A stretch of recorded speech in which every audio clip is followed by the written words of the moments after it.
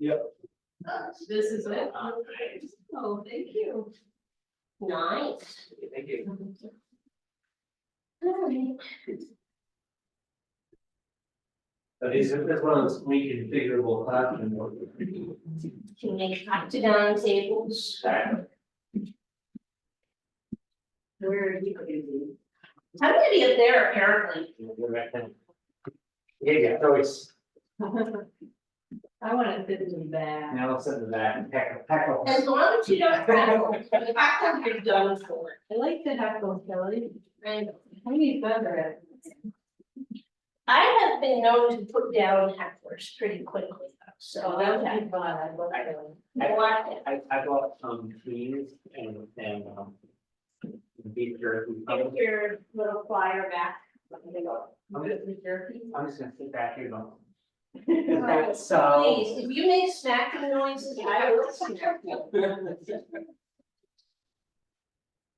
I am gonna set my coat back here with you guys. Where are you gonna sit? Right here. Past the restroom. Yeah. Can I just leave this here? No, I'm gonna I'll go. probably over that steal it. restroom. I'm sure you doesn't steal it. Okay. Considering that it's mine. My digital product. It's not much of a steal. That long sounds. Wait, probably 20 years. Oh, yeah. Well, the thing is, it's only in the planning And stage. and who is she? So if you do the architect firm, I guess, or something. And did somebody Love that one. hire her to do this workup or something? I didn't get all those details, but I bet they're on they gave us this little, Yeah, I got that too. yeah. Three Rivers here, Three Rivers Development Foundation, Senate, somehow. It's a big, had to be there.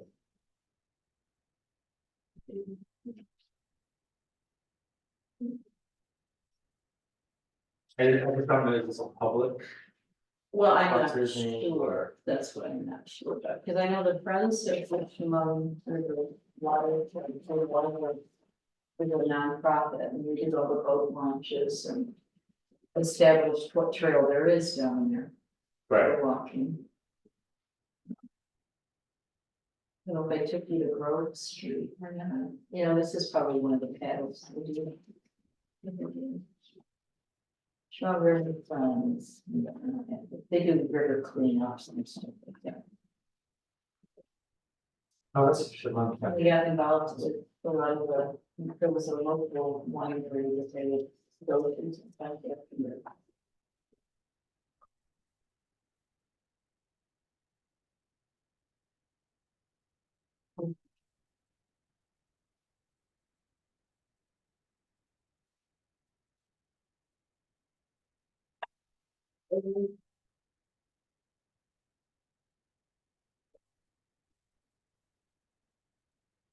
Down the river. I used to work with them. Other than that, there's some.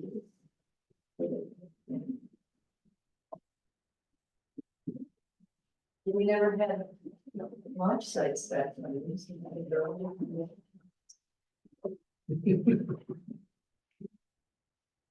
When how are we gonna build one at the marina, because not to the boats, that's the plan. That is such a good thing. That's great. But people have boats back in, so is there gonna be a conflict of use? We put our boat in a few times.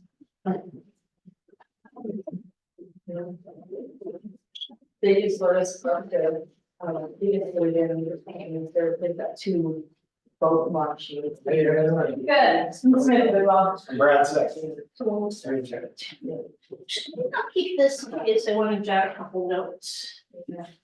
I write a lot, it keeps me focused. We go up. Tell Smith. Brad Smith, Brad Smith. Brad Smith. Is that what? Not to give up. It's a non, it's my nice. Now, are you the engineer? Great, great. I am, but I'm actually. It is actually. Very hard customers will fall, I'm already regional. I'm retiring from that position, in May, and then living up here full time, and I am looking for agencies and groups to interact with. I do a lot of coastal resilience stuff, Okay. so it's an area of interest for me. And you are a civil engineer working with water. Civil infrastructure, That's a lot of, we have a lot of issues with water quality down in lower St. John's, Jacksonville, and you know, I need a lot of civil engineers because much of the problem is related to septic. And, you know, we have such low, nobody should Are we be septic teaching on us? a plane. You know, and it's just been a huge challenge down there, so. Morris classrooms, right? Congratulations on the retirement. Are you finishing out the semester here? I'm finishing out the semester and I'm applying for a job here. Okay. So I'm not ready to retire, Okay. I am actually done with Florida, I'm done with the heat, I can't cancel it all. Yeah, Okay, so, the plan is yes, okay, so I coach a modified baseball team uh-huh, and I just got our schedule. And the first 2 weeks of research, apparently we're still going, which I didn't think was gonna be happening. how often do you coach? It's every day, but it would be like, right now our practices are at 4 p.m. I would hypothetically be able to either not go the last 2 weeks, or won't have like 3 practices the last 2 weeks of the games, but we still have games, Which which are at 5 p.m. So I was actually just drafting an email to Dr. Hazelton to ask her flexibility. You should be just like. Okay. Yeah, and if she says she doesn't know, it turns out I'm directing the program, so Okay. I'm okay with it. I mean, you can show up a little bit earlier in the day. So you can have this number early and. Or after the 2 weeks, you can stay a little later, Yes. so that would be totally fine. Okay. Yeah, sounds good. Well, that's kind of a. Yeah, I noticed this morning, I was like, "Ooh, that one on Traditional. hey, yeah, and I'm like, I still have a couple people, and I go, Yes. okay, alright. Double check with her, we wanna make sure she's good with it, because you're in her lap, but. I'll send it in also. Perfect. I remember sitting in that, usually gone, sitting like, no, not really. And then. Samantha, we've had over Zoom before, right? Yeah. You know, people look very different in real life than they do on Zoom. When I did my first round of job applications and interviews in 2020, I didn't meet anyone in person for the first year. And then after that, when I started to meet my colleagues, I'm like, who are you? And then the next year, they got rid of masks, and I was like, who are you again? You are Exactly. Yeah. Oh, Yeah. that was a hard time. It was. I was interviewing people, so I was on the committees and I felt so bad for them because they're having, it's a crapshoot to take a job in a place where you don't get to meet anybody or walk around. I remember my virtual tour where a department chair held their computer Yeah. and just walked around the building and it was the shakiest. Yeah. What's going on? That's hard.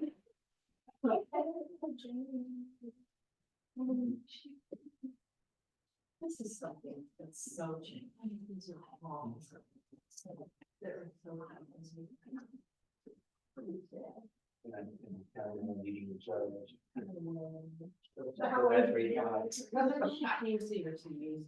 been in the company almost for 10 years. Changed positions along the way, just as a.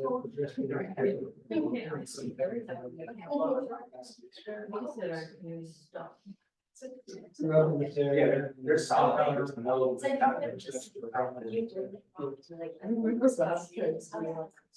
Largely home now. Yeah, we kind of lived up here for family too. I grew up in Elmira. Everybody kind of shifted over to the Falls area, that area, and you know, I like Elmira, but I love Mountain Falls. It's a really small village.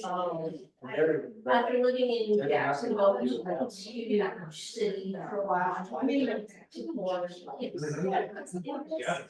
Yeah, we will. yeah, I actually have to talk to the city because we bought property that actually has left in their trout stream. And it's running under Albert Stead. And I've already told the village about it. The whole structure is collapsing into the street and it's not safe. The car is eventually going to go off into the street. And there will be a lawsuit. Before that, it's very old. It's a village road. It's a village road. It's, I think the, she probably thinks it's under there, so it's, You know, I am. So we're going to have one, right? I did And not. it's like basically trying to grow that back. Yeah, it's another family. It's family, and so we're all like, no, it's not the time of calls. Yeah. So do you guys set questions that you know you're gonna ask, or is that bad work? Right. Because I wasn't informed about that, so hopefully when Trevor comes. I was just told to do a 5-minute blurb about how it impacted me, and then people just. Okay.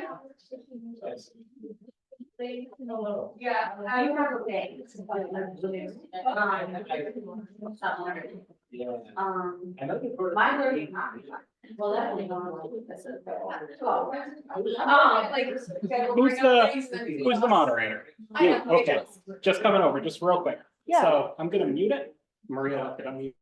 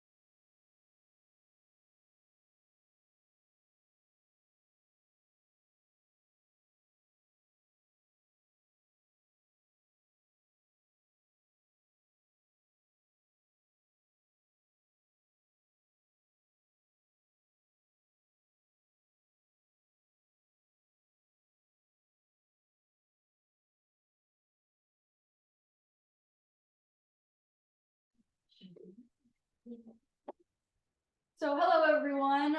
This is a panel on science and solutions of climate change.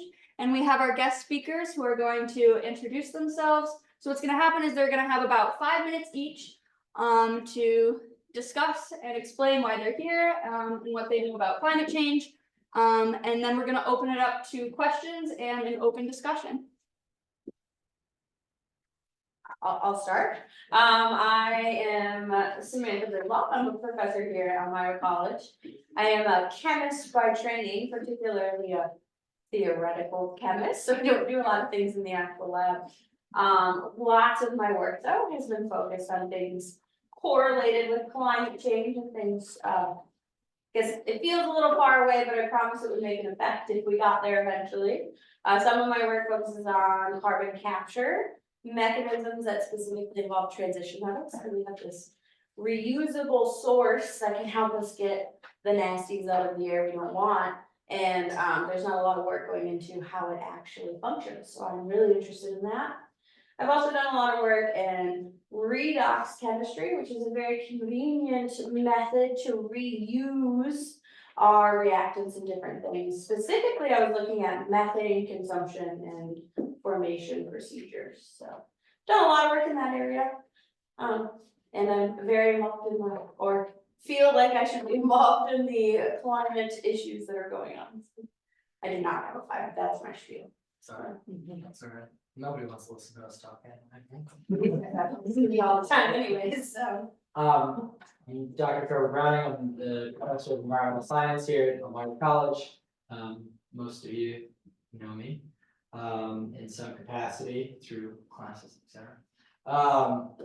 This time I kind of want to focus on carbon storage. That's what I'm really interested in, and I was on a science panel this morning when we were talking about that and had a really good discussion about it. You know, I teach a lot of different things related to obviously climate, but also environmental science in general. But one of the things that I think gets overlooked a lot is this idea of carbon storage, right? So the more CO2 that we have put into the atmosphere, we've seen a direct correlation with increase in temperature. And so as that happens, right, we are going to see more intense rainfall in some places and drought in others. We're going to see more storms in some places and stronger storms. I've witnessed this in a lot of my work in the tropics and the Caribbean firsthand, where we've seen Category 5 storms hit the same location within 2 weeks of each other. We had not previously seen that ever, anywhere on Earth. And obviously that's just one instance. That's not what climate change is about. Climate change is about decadal and much longer than decadal scale, right? As a geologist, we think about things in terms of hundreds of thousands and millions and billions of years, not 10 years. So it's hard when you shrink it down, but you know, we need to figure out a meaningful way, as Dr. Biddle is talking about, to capture that carbon. And so sort of to go in tandem with what Dr. Biddle was saying, I'm really interested in, okay, so how do we either restore or conserve some of the natural mechanisms that we have to do this already, right? How do we put those back into place? Because if you look at the value, the total carbon stored for wetlands environments versus, like, for example, the rainforests, or even all terrestrial forests combined, wetlands just they put them in shape. I mean, it's something on the order of 10 times the amount with about 1/10 of the area, and that's really it's kind of incredible if you think about it. But we're extremely efficient at destroying wetlands. It's one of the things we're best at, to make way for new development. So if we can find a way to curtail that or find other mechanisms, right? Utilizing the things that we see in nature to actually make meaningful change versus engineering something, you know, sort of like our carbon capture. That's my bit. Oh, I can say a lot. Yeah, I think we could. They're a So, little connected to them. yeah, so I'm Kelly Smith. I'm currently at University of North Florida. I'm an estuarine ecologist, and I started out as a fish ecologist. So early on, I knew I wanted to work with fishes. They're just incredibly cool. I mean, nothing is cooler than a fish in my mind. They, if you talk about evolution, our whole evolution passed through a fishy form at some point. And they are the most diverse vertebrate on Earth, although they're in the water. And, many of them have very interesting habitat needs. The fishes that I've always focused on are estuarine fishes, fishes that are found at that intersection between freshwater and the sea. And many of these fishes live in salt marsh habitats and intertidal habitats. And so when we think about climate change, the last 7,000 years or so have been fairly stable in terms of sea level and in terms of a lot of the climate changes. But we're entering into this period of instability where things are really changing. And so we're experiencing sea level rise that is on a global scale, and then regional sea level changes that can be radically different depending upon where you are. And so with the sea level rise, the habitats that I work in are incredibly imperiled. And so there are wetlands protection acts now that are helping to conserve upland wetlands, things like that. The current wetland loss that is going on here is indirectly human caused if we consider climate change to be a human caused event. So increases in carbon dioxide, increases in methane, these are all increasing the ability, the greenhouse effect is something natural that keeps us alive. We're under this enhanced greenhouse effect where we are having more warming, which is basically accelerating the rising of our oceans. And every time it seems I'm reading NOAA's like changing the estimate and it's moving up. So in other words, we're accelerating our rate of sea level rise. For example, recently they realized that their models weren't characterizing ice melt on Greenland properly. And in fact, they missed a lot of it. And so as we revision our models of sea level rise, we're seeing that in fact it may be more rapid than we thought. Well, the habitats that I work in, where are they going to go? Where is a salt marsh that's along the coast going to go? Because if you think about where people want to be, it's on the coast, isn't it? You want to be on waterfront. That always adds $100,000 or more to a property value. So if you're on an ocean, if you're on a river, if you're on a lake, waterfront's always higher value. But the risk we're running into now is that people are building on the ocean front and the ocean front's moving. So one of our favorite places to build are barrier islands, along salt marshes, things like that. They are moving. And so barrier islands have always tried to move, and we try to constrain them, and they don't like that. I make it very anthropomorphic, but essentially nature will do what it will do. And we can try to stop it. We can try to stop the loss of wetlands. We can try all of these efforts, but these habitats are in great peril. And so although for a long time I kept working on fish ecology and fish resource use and habitat use, I kept thinking about the habitat I was in and the fact that this habitat was disappearing. And so I started shifting to more of a systems approach. And so I do relatively less with fish these days and a lot more with habitat. And so much of my work now focuses on habitat restoration and habitat resilience. And so looking at these coastal shorelines and figuring out what we'll call greener methods. So there are gray methods. You can take cement and you can lay out huge revetments and you can stop the sea from eroding the shoreline. But what is the cost of all of that? Well, cement creates a massive amount of carbon because you have to heat it up. to these enormous temperatures. And so the more cement and concrete you use, the higher your carbon cost. So we're looking at different strategies for helping to build coastal resilience with reduced use of cementitious materials and use of things like recycled oyster shells, for example. We know that there are organisms that are what we call bioengineers. The oyster is a classic example in our coastlines. So oysters build reefs, and as long as they have enough substrate and enough food to grow, an oyster reef can grow at the rate or exceed the rate of sea level rise in some of these regions. And so we're working with that habitat, we're working with restoring the salt marsh habitats and trying to provide corridors for these salt marshes to migrate. One of the challenges we have in Florida, though, is that what's typically been a salt marsh habitat for a long time is now transitioning. Have you heard of plants called mangroves? So mangroves are these fascinating trees that actually tolerate salt water. So the quickest way to kill a plant is usually pour salt on it. But these are actually plants that can tolerate salt. And so these mangroves do not tolerate frost well. So it's like you can do one thing, but you can't do it all. So if you're gonna spend all your energy dealing with salt, you don't have that energy to deal with frost. And so these plants just can't tolerate frost. Well, what's been happening less lately? Frost.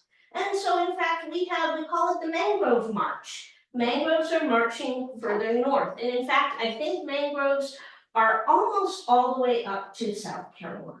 They've already made their way into Georgia. One of my colleagues who works for the National Park Service was very excited to point out the red mangrove that was furthest north in Northeast Florida. He's now been, it's further north than that. So these mangroves are making their way north. They are resilient, but carbon transformations are radically different in mangroves versus salt marsh. And so we're trying to understand how these transitions are going to affect blue carbon. Blue carbon is the sequestration by marine systems. And so how is this going to change with these different plants? So basically I've been kind of at that interface where the sea meets the shore for a number of years. I'm very interested in developing new methods. I've moved more, I would call myself now more of a restoration ecologist, where I'm building ways to help restore habitats that we are losing. And so I work with a number of engineers. These are coastal engineers. A lot of the processes they study is coastal erosion, wave action. And so that's really, this has become very important to me, this whole topic of our rising seas and the challenges we face. Politically, it's a hot potato. South Carolina for a while outlawed people in their agencies talking about sea level rise because the realtors were upset. How are you gonna sell a shoreline property if it's gonna be on? So Florida is trying, actually, there was an effort to remove the ability of agency folks to talk about climate change. They could talk about sea level rise, but not climate change, which seemed a little goofy to me because the two are hand in hand. So the challenge with using the term climate change and thinking about human impact on climate change is that means that you should be doing something. That doing something about it is problematic for a number of regions. So anyway, this is a topic that's near and dear to my heart. I hope to continue my efforts. Even up here, we face serious climate challenges in terms of water flow and transport and snowpack and all of those different things. So I am happy to answer lots of questions later on, but I think that's enough for now. Very good. My name is Brad Sick, and speaking of large bodies and destroying wetlands, I'm a civil engineer. I am, all right, so I'm not a scientist. I'm a professor on the panel here. but happy to bring the engineering perspective to the table. So I work locally as a water engineer. I don't actually destroy wetlands, or we try not to. Sometimes we build water infrastructure on or near wetlands, but I don't do a lot with development, right? Still, as an engineer, we need science to inform whether we're building shopping malls or water infrastructure. We need science to inform how we build things, right? Like I said, I'm a water engineer. A lot of what I do is I work in municipal water and wastewater systems, and mainly in the southern Finger Lakes in western New York area. So I'm from this region and work in this region. I'm not working in coastal situations. Different challenges there, right? That require different science to inform the regulations that get built around how we design things. But we don't, right, we as engineers, we need we need design guidelines and regulations that are often born out of science to inform how we build things and how we can build things, right? Because even if we are morally conscious to not want to build things a certain way, the next engineer of our will, right? We don't necessarily draw the boundaries of how things are built and how things are designed. But we do know that those boundaries are changing as the climate changes. So we're seeing different, as Trevor mentioned, different intensities and frequencies of storms. We need to consider that as we design systems, whether we're designing water systems or we're designing shopping malls or some kind of other built environment. We need to understand how the changing climate is going to impact those things. Part of it is to save investment, right? To have less insurance claims and less cost to society, right? To understand how to build things in a more wise way, right? We need the science to inform that. And then I guess the other piece that I bring this as a water engineer, so I'm working with drinking water and wastewater systems, right? If we have any of us that live inside a retail municipal boundary, we flush the toilet, we turn on the faucet, and we take those things for granted a lot of the time, right? That when you turn on the faucet, that water comes from somewhere. When you flush the toilet, that water goes somewhere. If you live out in the country, you have a septic system and a well, so maybe you're a little more in tune with that, because those things they are yours and you own them solely, and they can fail, and then all of a sudden you're very aware of where your water comes from and where it goes. In a municipal system, those things largely get forgotten, right? We take it for granted that we turn on the water and there's a lot behind where that water comes from, and when we flush the toilet, there's a lot behind where that water goes and how it's handled. A lot of those systems are directly tied to energy use, right? Water and energy are very, very closely tied, right? We can take wastewater and we can treat it to distilled water if we want to, right? Just more energy that we need, right? So we can clean water as to the extent that we want it to, but it's just going to cost more in terms of energy, and that has implications on climate, and therefore has a cyclical kind of feedback to it, right? And same with drinking water, right? We can find drinking water from almost anywhere. We are fortunate in this part of the world to not be water scarce, right? You can punch a hole in the ground anywhere. You can walk 5 miles in any direction and you find surface water, right? We are in a water-rich area. It's not the case everywhere. If you live in the desert and maybe on the shore in the desert, you can pull water. We can pull fresh drinking water out of salt water. It costs energy, right? There's energy costs, and that has direct climate impacts. And again, can throw us into this kind of feedback loop of it becoming even more expensive to get fresh drinking water and to safely dispose of our wastewater if we continue to consume energy. So yeah, so I guess I can offer those we need science to inform us as engineers to build regulations and design standards to build our own. And we also need to understand and always be mindful of our from the water engineering side of things, the tie between water and energy. Okay, does anyone have any questions? Yeah, when are you gonna fix all this? Solutions is part of this, right? It's the hard piece.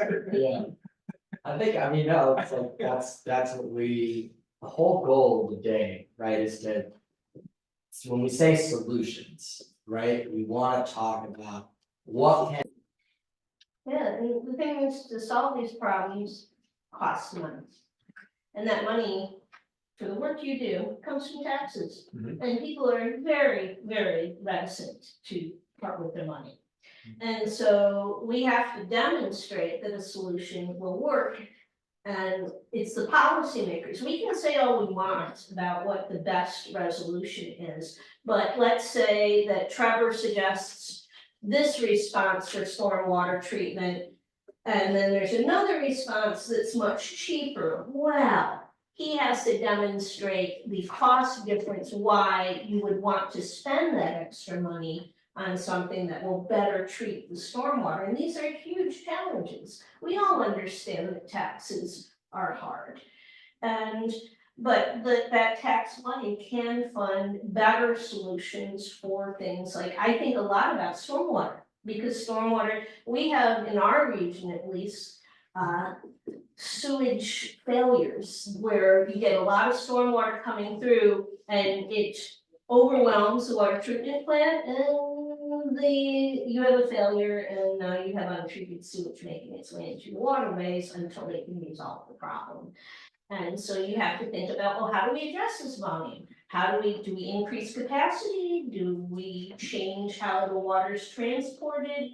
You know, things can though be at the individual level with like those dreaded low flow toilets. Less water used per flush means less volume that the engineers have to handle at the end point. And so these things are important. And you guys, as we build new buildings, you have to say, oh my gosh, they're adding like 2,000, unit planned development. Can we meet that capacity? How much is it gonna cost? So these are all expensive. It all costs money and it's ultimately gonna come out of taxes. And so it's very important that we help the taxpayers understand how their money is used. And that's where the policymakers step in. They're the ones who take that, okay, I've got taxpayers on one side, I've got best responses on the other. How do we meet the hope is the more we can educate taxpayers about the benefits of more robust stormwater treatment, that sort of things, the fewer problems we'll have in the future. Because stormwater is going to just become more and more of a problem to deal with these big rain events. Yeah, we were just sitting with the representative from the county last week. And he said 25 discharges per year. Yeah, about 25 direct sewage, not raw sewage. Right. Diluted slightly, right? Yeah, so Elmira, like a lot of old cities, it was built as a combined sewer system, right? So the sanitary and the sewer was all put into one pipe, right? So in smaller cities that are newer, that doesn't happen, right? I live in Corning is a separate sewer system. There's a stormwater pipe and a sanitary pipe in the road, right? So it goes to the sanitary pipe, the inlet along the road goes to the stormwater, that's a separate system. Elmira is a combined system. In a lot of places, I mean, it was built as a combined system. We don't, any new development is not gonna be built this way. It's not like we just keep building on the combined system. But the heart of the city is a combined system, so that stormwater and sanitary flow get combined into one pipe. As you can imagine, there's a limit as to what the treatment plant can take, right? We can't talk taxpayers into building a 4x treatment plant, right? A treatment plant 4 times larger than it really needs to be, and paying for that just so that we can handle these 10 to 20 year events, 10 to 20 times a year, short duration events. So what happens is the treatment plant reaches its max capacity when we get more than a couple of inches of rain. And there are relief points in this single pipe system through the city where this combined wastewater and stormwater flows out to the river untreated. Right? So that's a combined sewer overflow. And those are existing through the community here. And right, the challenge just keeps getting more difficult as storms. So there's the solution. What's the solution, right? There's not a magic bullet, I don't think, right? That's any kind of real problem has a lot of multi-pronged solution that requires a lot of different, coming at it from a lot of different angles. And so that's the case here too. There's a lot of different parties that are going to have to. But what we're looking at the county now, and tying back this into what's the solution to climate change in general, I think Trevor brought up natural systems earlier. I think that me personally, not so much as an engineer, I guess, but as a person, we have to invest in and understand and spread awareness of natural systems. to help us with this, right? And not, as an engineer, I would be more tended toward, let's build another concrete structure. And we can do that with the CSO system, right? We can build more tanks, we can build more treatment units along the way, it's more concrete, it's more energy, it's pushing us back into this cycle, right? It's more carbon in the environment to build these things. So where can natural systems, and on the scale of the combined stormwater system of the city, we're looking at green infrastructure practices. It's not gonna solve the problem to put in 6 rain gardens by any means, right? But it's a step in the direction of relying on natural systems to be part of the solution of this. Yeah, I think that's. We can engineer the national systems too. Yeah. We can use them as a model. Yeah. It's something I think that we, like you said, you mentioned rain. Yeah. Right? It's a wetland. It's essentially like a mini wetland. Right. Right, along the side of the road. That sounds like a great idea. Mhm. Does it cost a lot of money, you ask? No, no, it sure doesn't, right? It's a hole in the ground, it's some gravel, it's plants on top of it, and there's no concrete, right? So it's like one of these things where it's like, but people are upset because then there's no grass to them. And what would we ever do if we didn't have grass to them? Oh, don't get me going. Yeah. Good Lord. One thing I'll mention, engineered wetlands, they've actually started experimenting with that in Florida. And so what they do is they create these raceways, plant them with beneficial plants, cattails, things like that. They work for about 10 to 15 years, then they have to be, quote, recharged. And the idea is you harvest the plants. If you have cellulosic ethanol production, something like that, you can utilize it for it, and then you reset the bond. And so, yes, they are wetlands, they're also engineered. This is the green engineering we're talking about, where you're not building a lot of cement, and the energy use is really in the harvest and in the original design. But after that, some of these wetlands, you start seeing wetland species, birds colonizing, so egret rookeries, things like that. And so these have a use beyond just stormwater treatment and everything. They actually become destinations for bird watchers, because this is where all the critters are going, because there's a lot of fish, lots of amphibians, and it's a great habitat. So the ideal is to engineer something that not only meets the requirements for stormwater, but could also meet aesthetic requirements. And so you have people, instead of, ew, water treatment, oh, it's that new treatment place, and look at all those great wetlands and all the birds and everything. And it becomes actually something that has a value beyond utility. Been doing a lot of talking. What are y'all's questions? I have a question on fish. Oh. That's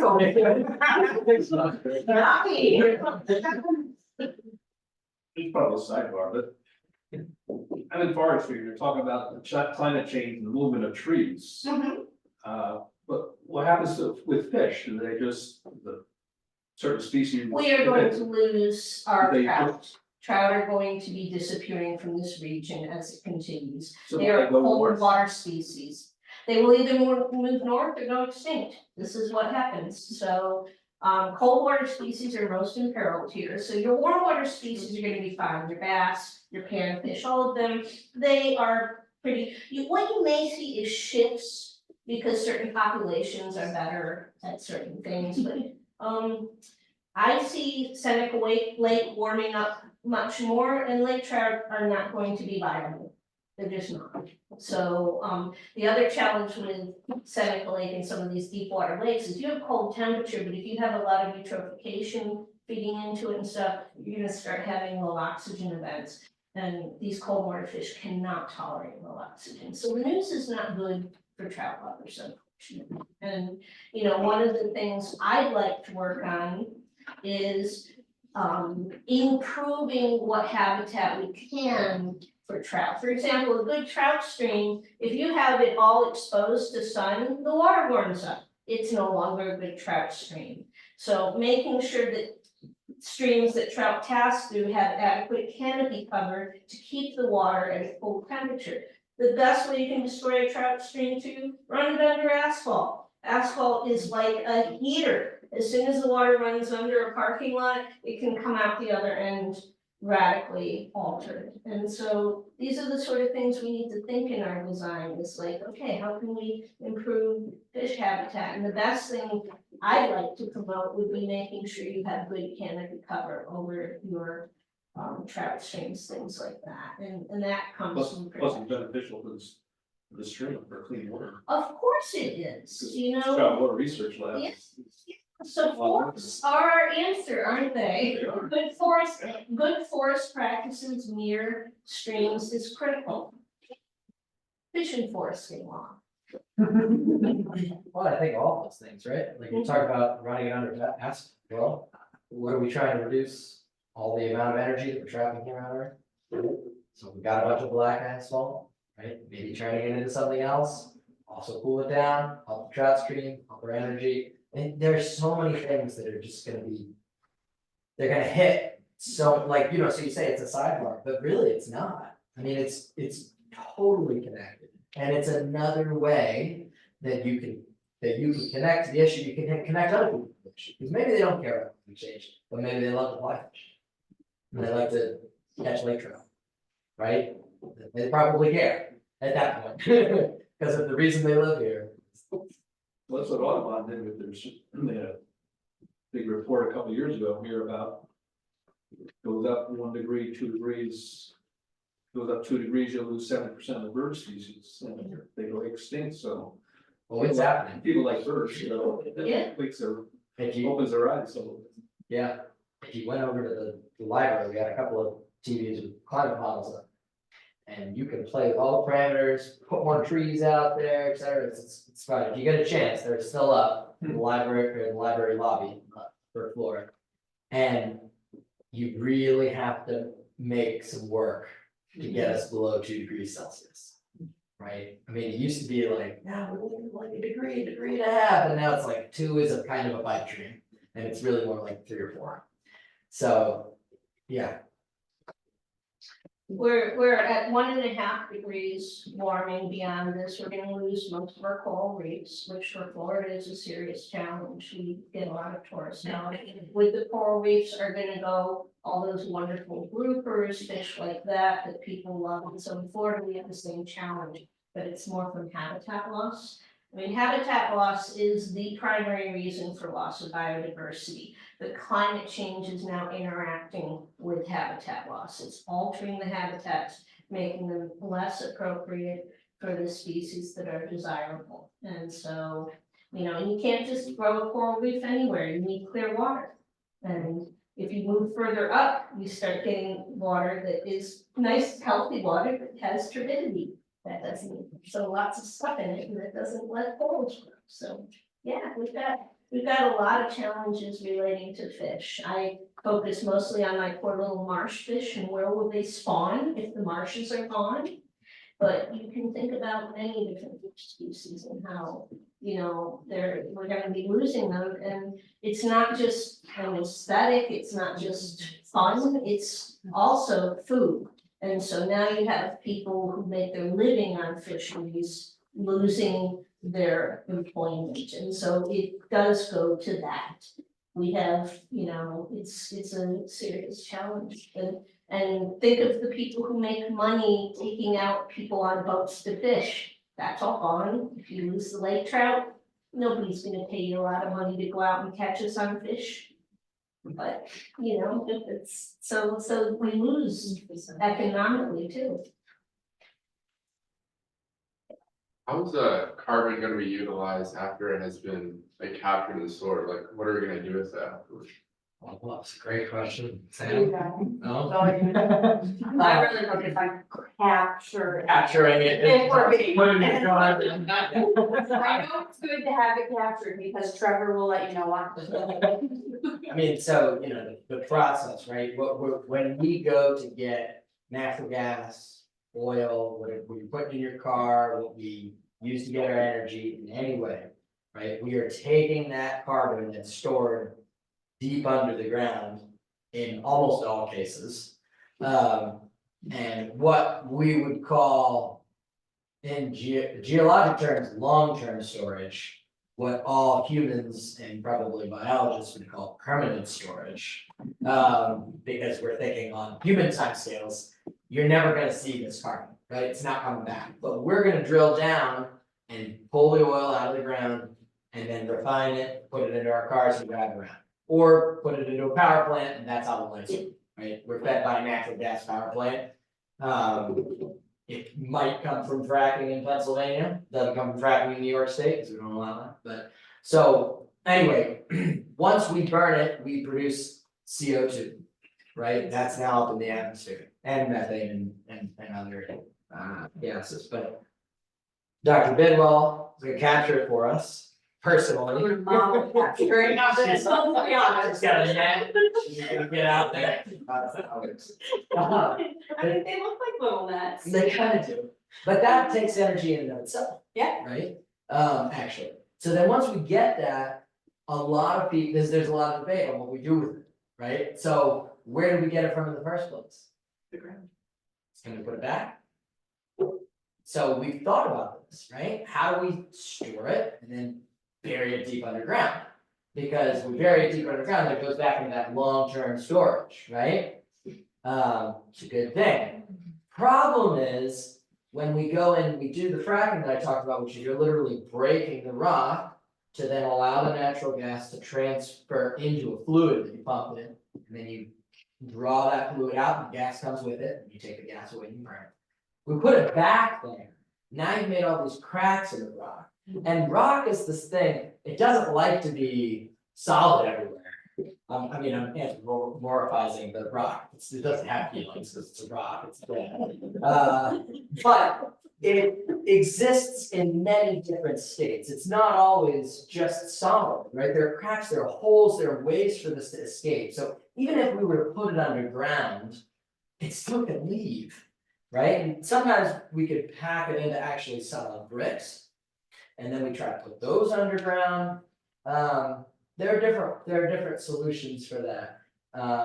But, you know, as we found out with really any contaminant or pollutant at all, hazardous waste, we love to bury that under the ground too.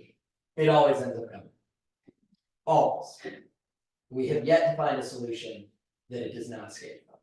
And we're getting better, there's some glass technology that's now getting better, so you can store nuclear waste.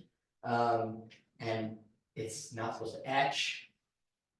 I'll believe when I see it, but maybe it'll take longer, right? And so the leak will be slower, and that's better than what we have now, right? But yeah, the methodology for storing them is interesting. I would say we could do better than just to say, let's push it under the ground, or I'm sure, Dr. Sweat's favorite example, which is one of my favorites too, as a coastal Pump geologist, it just into the ocean. put it into the ocean. Yeah, that's a great idea. If you know anything about, buffering capacity of the ocean, it's kind of been pushed recently. So if you pump a bunch of CO2 down deep, it's gonna dissolve and that's gonna alter the pH. And we're starting to see more and more issues with ocean acidification and some of the challenges. The other thing is, somebody mentioned the great idea of pumping CO2 to the bottom of lakes. And that made me think of Lake Nyos. I don't know if you're familiar with that guy, but it's an African deep lake. And Lake Nyos had a lot of buildup of carbon dioxide down the bottom, natural process, it was tectonic. Well, there was a tectonic event that stirred the bottom waters of Lake Nyos. All that carbon dioxide bubbled to the surface and killed all the residents in the region and their livestock. Huge mortality event. Pumping carbon dioxide into water is never really a great idea because it can come right back up. And if it bubbles up really quickly, that's not a great, if you're in a valley, carbon dioxide is heavier gas, it stays down there where you're breathing and can create problems. So yeah, sequestration in Florida, they're talking about pumping it into aquifers, and I'm like, it's just gonna come back out again. So one of the resolutions, some engineers I've been following are creating cements that actually take up carbon as opposed to releasing it. And so this is a technological response. We're not there yet, but hypothetically, in 20 years, we could be making buildings that are soaking up carbon. Again, it's in development. I'm surprised nobody's talked about pumping it into outer space. You know, I think that's Elon Musk's solution, right? We're gonna talk to Elon and he's gonna pump it out with SpaceX. Why don't they put it on Mars? Pump, Yeah, they'll call there it we pump go. X. There we go. Can we get money for that? Yeah. No, sue us, you will. There is some work into also like converting it into things that are more stable to store. But again, any of that work is gonna take energy, it's gonna take money, it's gonna take new development and all of that too. So it's really, we know we need to capture it.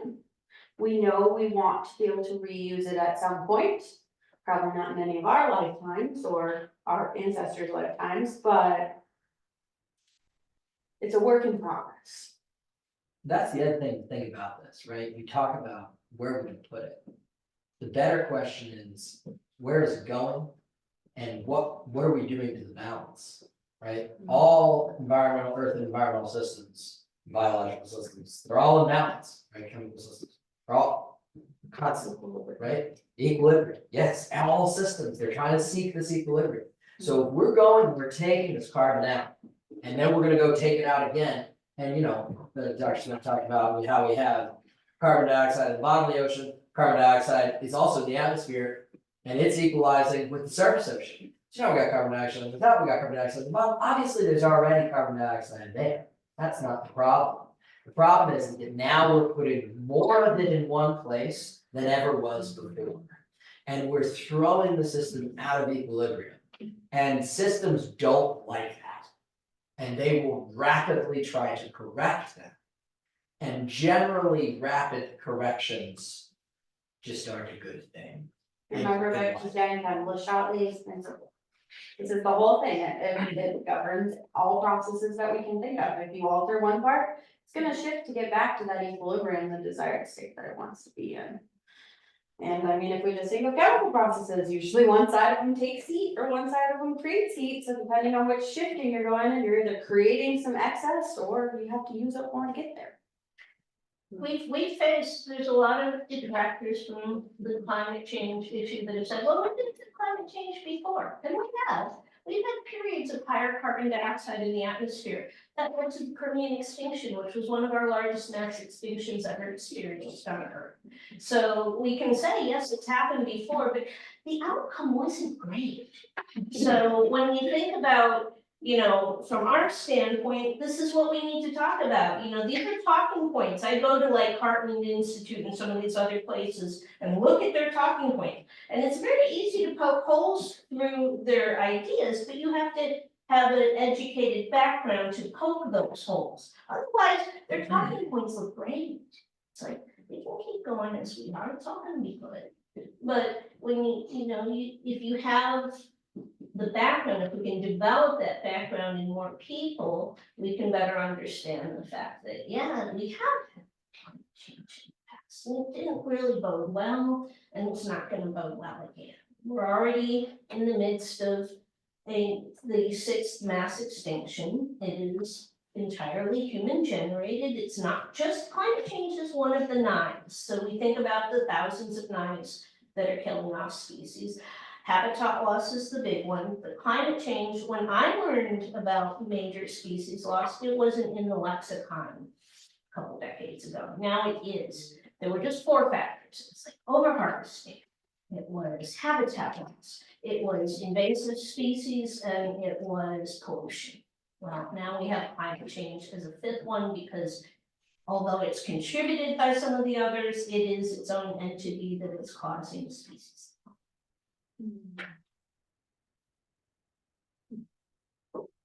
How does soil carbon credits or carbon credits trading and fit into this picture? Does it help or not? I mean, Because we're looking at paying yeah, it's farmers, they can put sure. and store so much do a certain practice and you'll get. Seneca Sure. biochar, I just used that business. So that's the business, I think, of sequestering carbon into soils. You know, we're looking at practices too, that farmers, you know, Sure. put on a cover crop and they pay them so much to do this. but Sure. Is that really, but I mean- sometimes they're looking at too, it's like a factory is polluting, Sure, they pay for a carbon credit yes, for a farmer to. And then it's like, well, all you're doing is, that's taking care of the problem, to me, you're just shifting around, but you're not. yes. No solution. Yeah, I mean, you know, so like the biochar stuff, which is actual, like that, they're actually working, trying to do that, right? And I think, so it's like, how do you wanna approach this, right? You wanna try to do like an engineered solution? Do you wanna try to do like, how do you think subsidies work? You feel good about subsidies in general? That's what they're doing. Right, so like, you know, if you think subsidies work, then in theory, things like carbon taxes could work. I mean, they work for some things, but I would say like, and then there's, you know, more natural solution, whether it's restoration or conservation. I think reduction is the big one. Like if you're, so let's just start back. Does it work? On its own, no. But none of these things work on their own. Well, you know what would work on its own? Just reduce them. If everybody just cut everything that they were doing in half, we'd be in a lot better of a situation. But that's unreasonable, right? And people don't want to do that. And I think we can all do our part to reduce a little bit. You know, I teach about the carbon policy and carbon tax in my Earth's Climate course, and it's probably my least favorite section to go over because there are a lot of people that really believe that this is the way that we can get things done, and we gotta get the government involved, and they're gonna subsidize these things, and they're gonna tax this, and I mean, I could spend 3 lectures talking about the different ways that we could go about doing it. But none of them really work if you're not bought into them, right? And so what I'm saying is like a commercial entity is just gonna find a way around it. And as you said, it's kind of passing the buck because they're not doing something, right? And so if we can focus on solutions, locally hewn solutions that are, hey, how can I increase my agricultural practices, right? This morning we had Dr. Hazelton, who's a local dairy farmer as well as a professor here. She was talking about all the different things that they were working on, right? And she was like, well, as a small farmer, I can't do a lot of these things. So maybe in that case, there is a pathway for some of these types of things. Maybe it's instead of a tax, maybe it's a break on if you do these types of things, we can help you out versus saying, hey, you know, Mosaic or one of these huge, massive companies that do loads and loads of different things, right? Here's a bunch of write-offs for you. Focus on the local farmers and get them to buy in so that we can have everything. We don't need to ship everything halfway across the country. We don't need to trade some fictitious credits that will end up just being sapling trees that hopefully won't live. Because let's be honest, afforestation, reforestation are just not as successful as we'd like them to be, right? It just doesn't work as well as we'd like it to be. Deforestation looks great. We know how that works. You know, we could chop down trees and put up stuff. We're good at that. But getting trees to grow where there weren't trees is actually a lot harder, right? Than we thought it was, as you know. And so I think that's what these carbon taxes often, or carbon credits often come from, say, we'll plant 100,000 trees.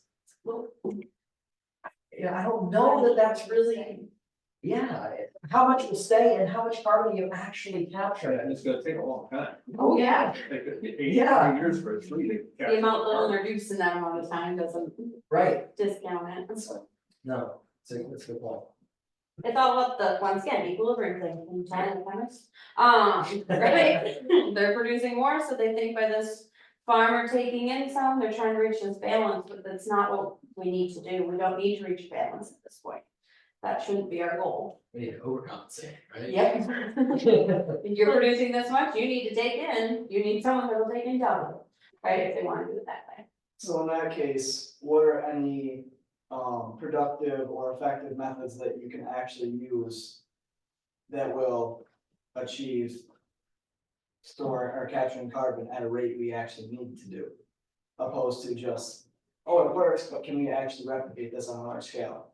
Or can we get people that actually want to pay for this? Like you said, you have to have people want to do it, so. Yeah. I mean, to get the people to want to, you tie it to trout fishing.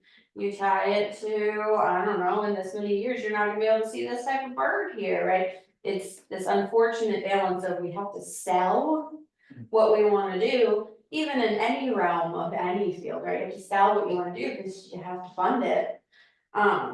But I mean, you have to start from the ground up, you have to start on gas phase molecules and then amp it up in factory level forms.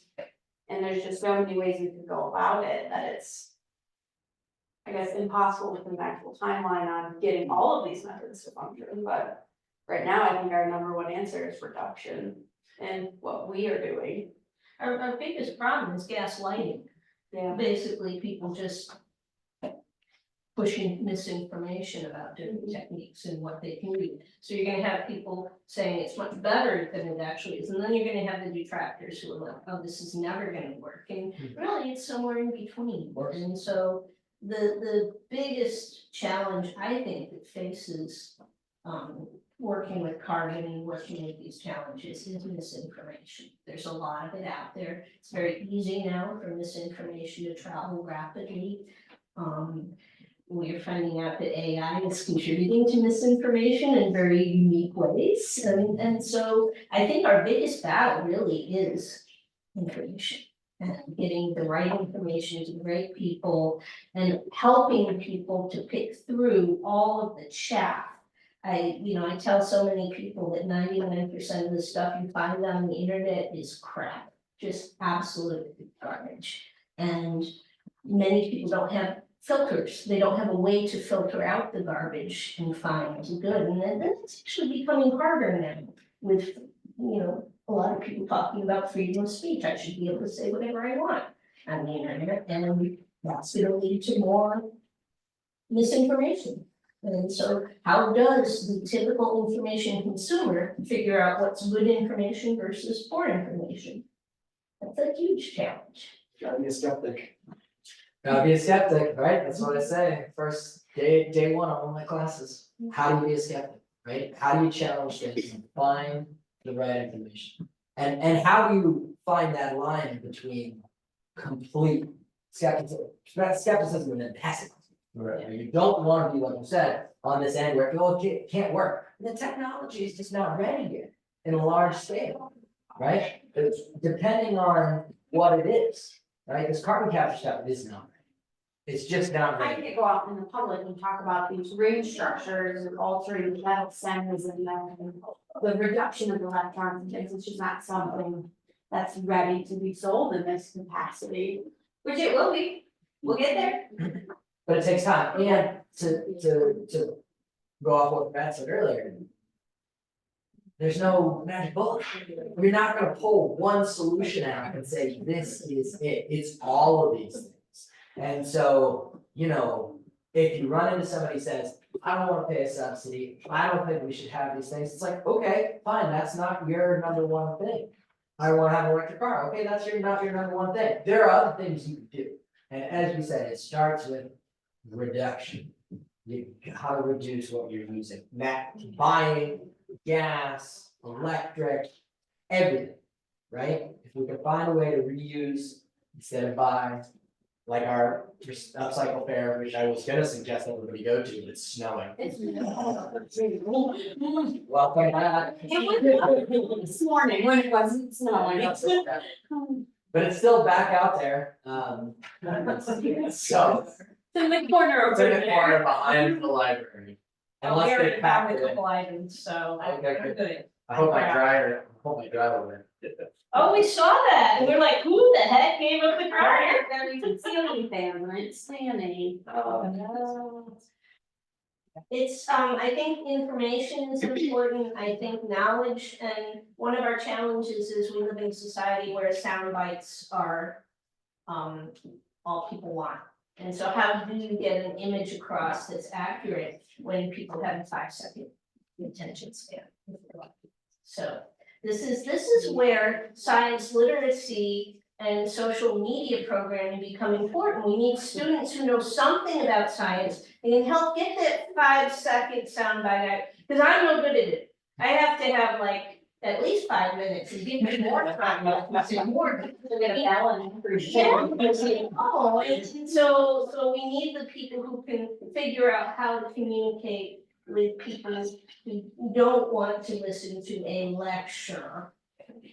And that's where y'all come in, right? Because now you've seen some of it, and you know, those of you who are in the community continue to interface with people and continue to expand, and then.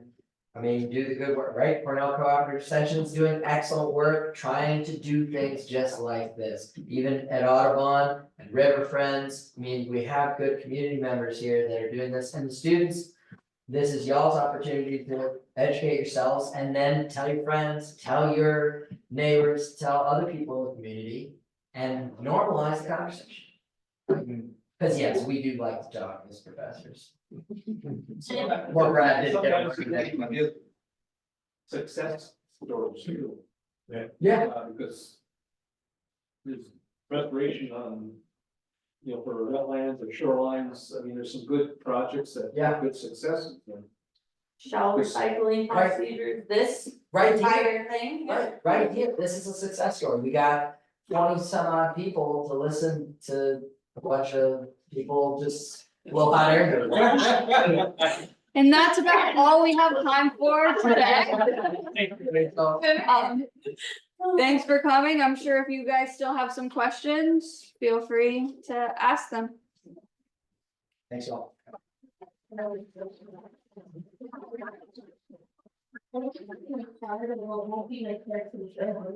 don't know that it's still